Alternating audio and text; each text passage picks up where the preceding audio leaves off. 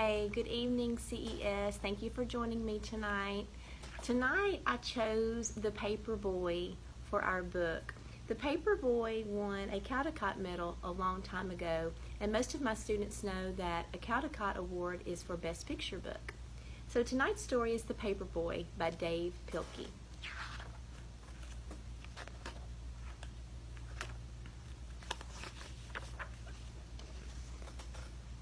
The mornings of the Paperboy are still dark, and they are always cold, even in the summer.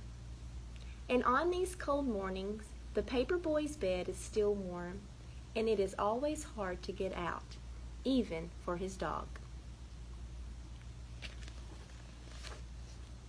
But they do.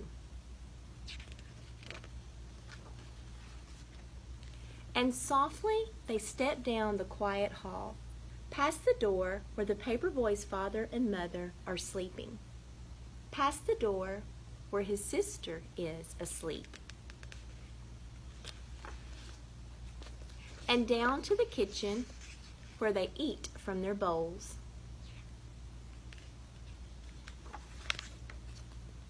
And out to the garage where they quietly fold their papers, snapping on green rubber bands and placing them in a large red bag.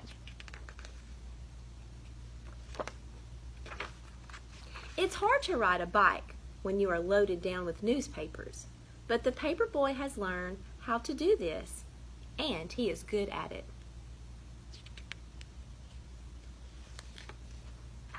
The Paperboy knows his route by heart, so he doesn't even think about which house to pedal to. Instead, he is thinking about other things, big things and small things, and sometimes he is thinking about nothing at all.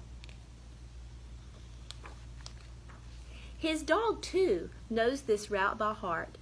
He knows which trees are for sniffing, he knows which bird baths are for drinking, which squirrels are for chasing, and which cats are for growling at.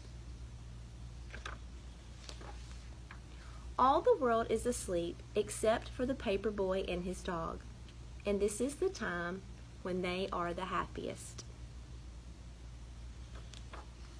But little by little, the world around them wakes up. The stars and the moon fade away, and the skies become orange and pink. And when the Paperboy has delivered his last newspaper, he and his dog race home, and his empty red bag flaps behind him in the cold morning air. Soon they are back home. It is still dark inside, but the sounds of morning are all around. His father and mother are awake and talking softly in their bed, and his sister is downstairs watching Saturday morning cartoons.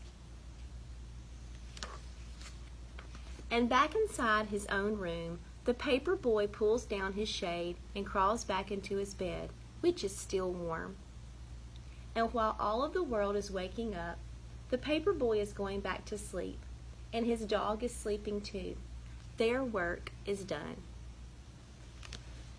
And now is the time for dreaming.